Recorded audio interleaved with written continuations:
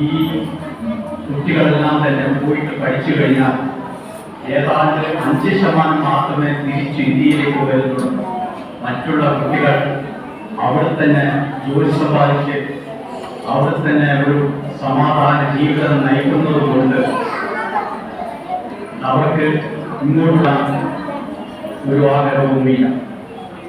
മാത്രമല്ല അതിൻ്റെ പിറകിൽ ഇവിടെയുള്ള അച്ഛനമ്മമാരെ അവർ അവിടെ കൊണ്ടുപോവുക ആയതുകൊണ്ട് ഏകദേശം 12 ലക്ഷം കുട്ടികളാണ്